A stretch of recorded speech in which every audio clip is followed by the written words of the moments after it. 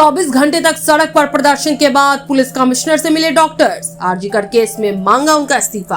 कोलकाता में आंदोलनकारी जूनियर डॉक्टरों ने मंगलवार शाम में पुलिस कमिश्नर विनीत गोयल से मुलाकात की और उन्हें एक ज्ञापन सौंपा, जिसमें मांग की गई कि पिछले महीने आरजीकर मेडिकल कॉलेज और अस्पताल में महिला डॉक्टर के बलात्कार और हत्या के मामले से निपटने में पुलिस की चूक के कारण वो अपने पद से इस्तीफा दे दें। इससे पहले कोलकाता पुलिस मुख्यालय लाल बाजार के पास सड़क पर 24 घंटे से अधिक समय तक प्रदर्शन करने के बाद आंदोलनकारी जूनियर डॉक्टरों ने पुलिस कमिश्नर विनीत गोयल से मुलाकात की थी। सीपी विनीत गोयल के साथ 2 घंटे तक बैठक करने के बाद जूनियर डॉक्टरों ने अपना प्रदर्शन खत्म किया और सड़क से चले गए।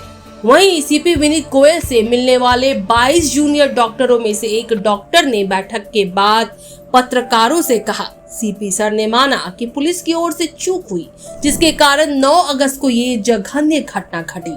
जूनियर डॉक्टर ने ये भी दावा किया कि सीपी ने माना कि पुलिस 14 अगस्त की रात को भीड़ द्वारा अस्पताल के एक हिस्से में तोड़फोड़ को रोकने में विफल रही।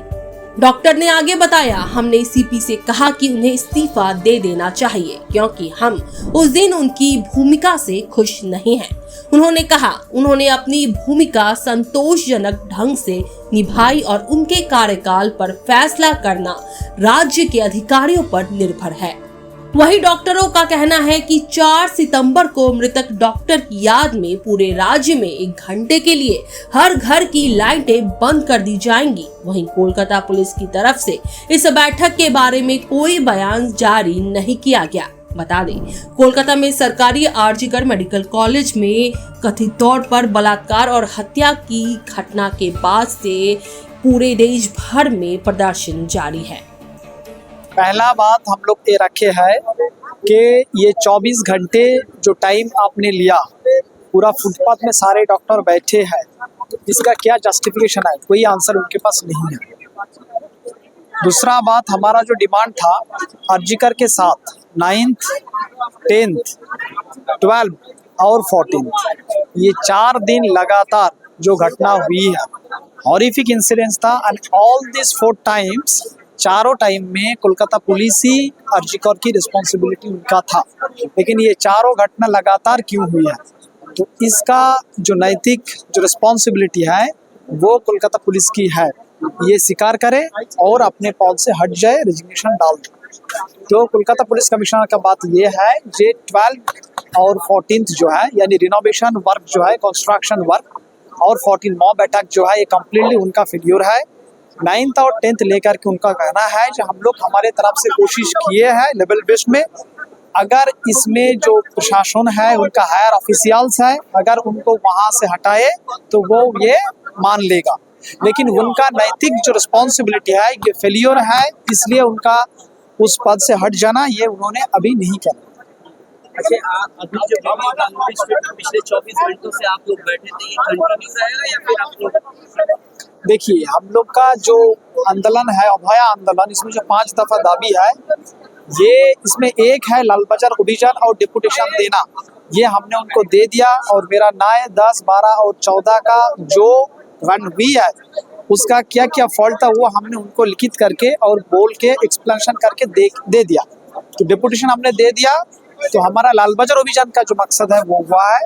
इसीलिए हम यहाँ से जो अवस्थान विक्षोभ है उठाएंगे अभी, और अपने कॉलेज में जो अभया आंदोलन चल रहा है जिसमें 5 दफा दाबी है वो कंटिन्यू चल। अभया क्लिनिक जो चल रहा है इसके बारे में?